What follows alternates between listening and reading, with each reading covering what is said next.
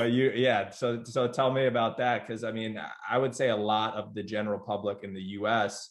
and probably a bias towards Deontay Wilder at the time, being Right. a U.S. fighter, but a lot of people didn't think that Tyson Fury was going to be able to last, especially after losing all of that weight in the shape he came in at.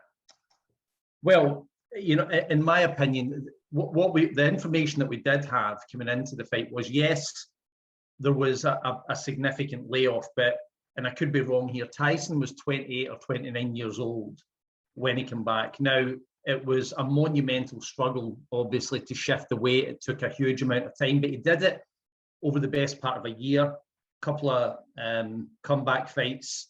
Pianeta was one in Sefer Seferi. So guys that, you know, that aren't even on his wavelength in terms of skill.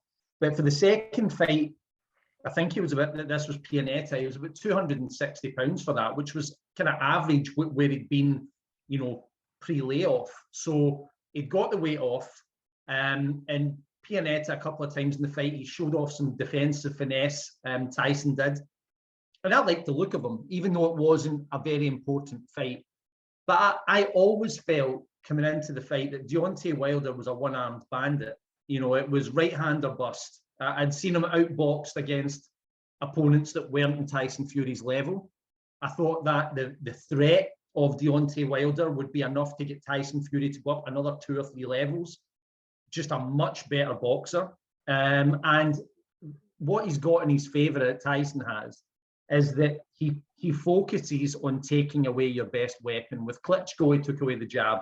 A lot of people think that Klitschko came out in that fight and just didn't throw punches because he just didn't feel like it. That's nonsense.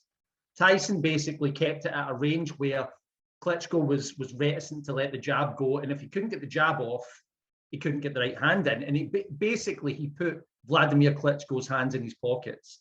It was a dreadful fight, but he did what he had to do to win.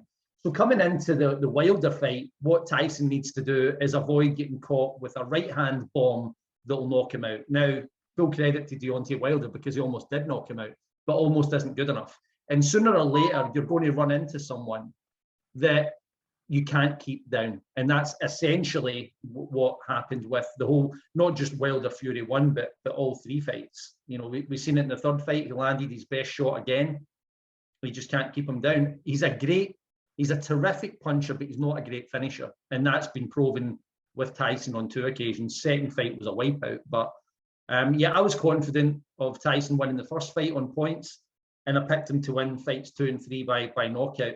Didn't expect the third fight to be as difficult as it was. I mean, it was the stuff of nightmares. Deontay almost got him, but Tyson Fury's the better man. I think he proved that by far.